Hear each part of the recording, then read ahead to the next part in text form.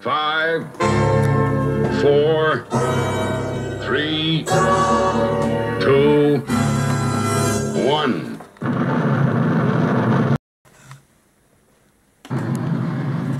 Thunderbirds are go.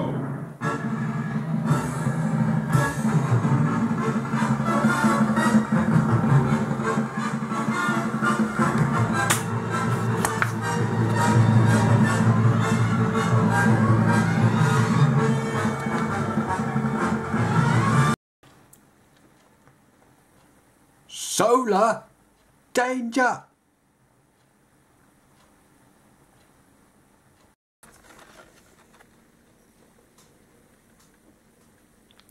The world is basking in a record heat wave as temperatures soar higher each day.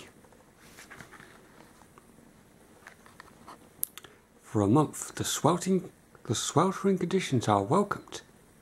But then the superheat begins to have adverse effects.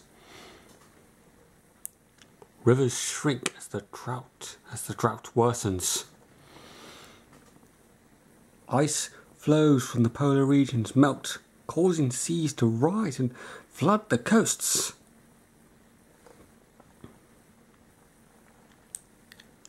London, Paris and New York are hit by simultaneous freak earthquakes.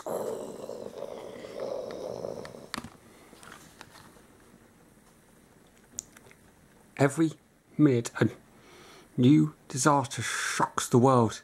International Rescue launches its fantastic emergency vehicles. But the destruction continues unabated.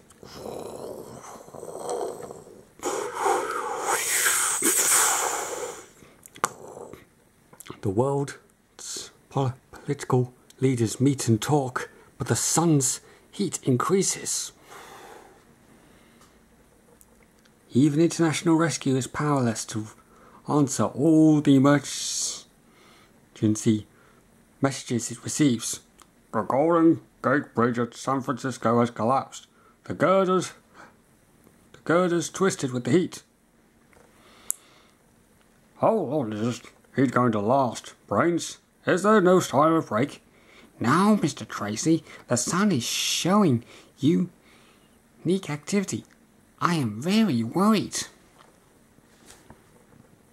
Then the most unusual occurrence of all.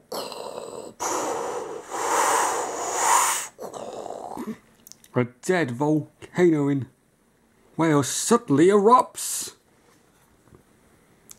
Thunderbird 1 investigates. Base from Thunderbird 1. No danger here, Father. Pretty deserted area, but there must be millions of hills that started out as volcanoes. So what happens if they all become active?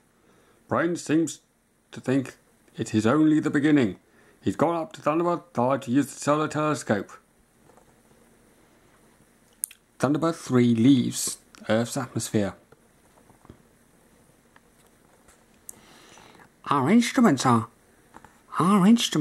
reading fantastic bombardments of ultraviolet rays from the sun. Let's hope the view from the space station will supply some answers, Brains. Then, as Brains studies the blackness of space. Look there, Alan. Space debris. Solidified matter travelling at tremendous speeds. They look like meteorites, but their size is fantastic, and they're on collision course with the moon.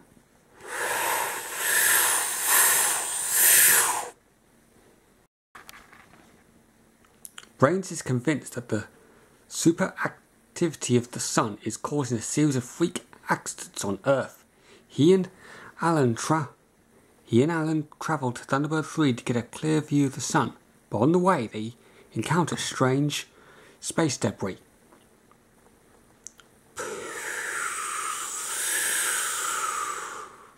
Brains decides to land on the moon and investigate. You say they're not meteorites, Brains? They can't be, Alan.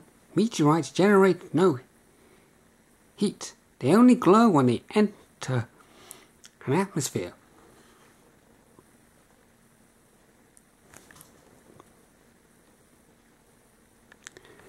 And as the moon has no atmosphere, so how did these rocks become hot?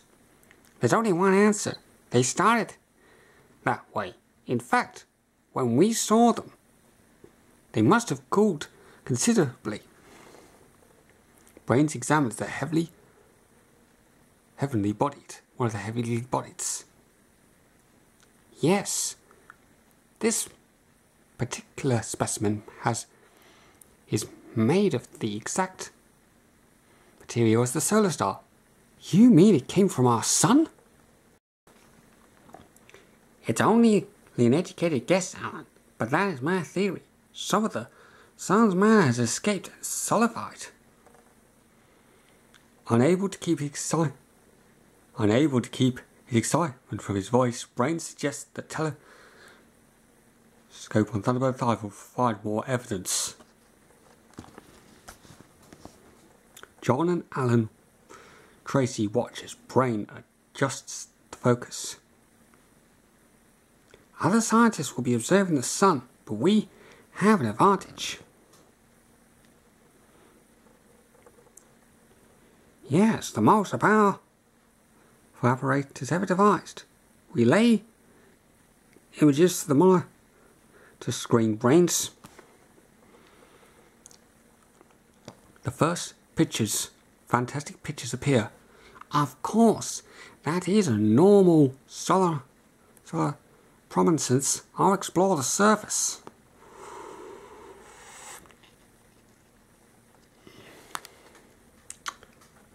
Then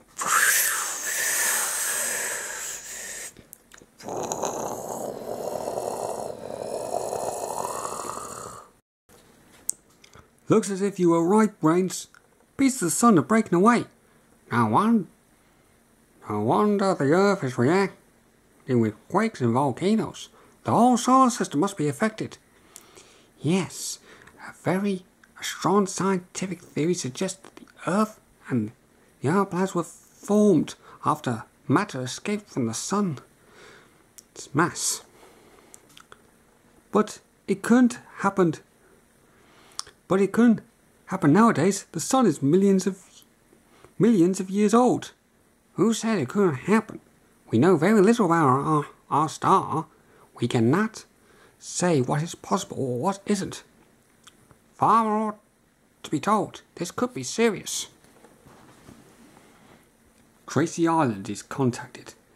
Yes, Mr. Tracy, I reckon. Made a very close inspection of the sun's surface. A spaceship must be sent to the sun.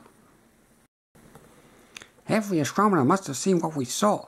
The question is, do we work independently or unite our efforts? I see. It'll be a waste of time for every Earth organisation to send separate ships to the sun. The project will be extremely dangerous. The risk should be confined to one ship. I agree, Brains. This is of universal importance. I better contact the world president. An hour later.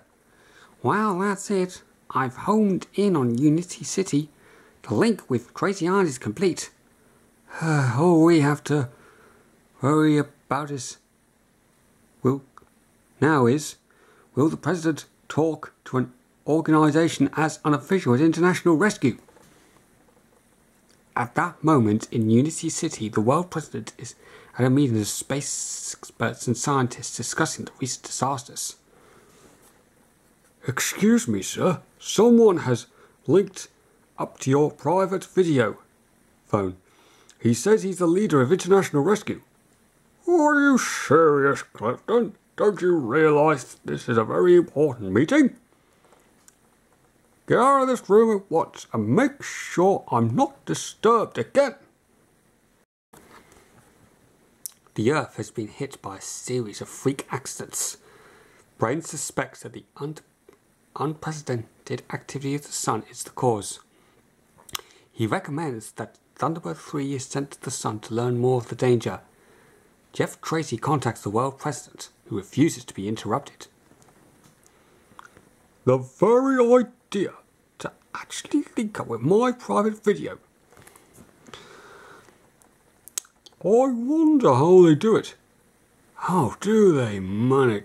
Do they accomplish their rescue operations? Clifton, I'll speak to this man. We might learn something about international rescue. The president enters his private office. Why isn't the picture on? It's impossible to get the image of the caller, sir. The engineer says it's an artificial barrier. It's not hard to see why international rescue has to remain so secret.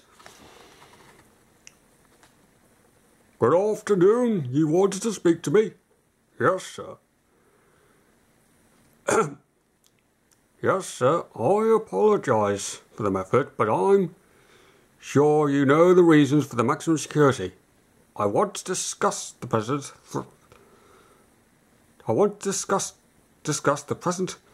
threat to Earth.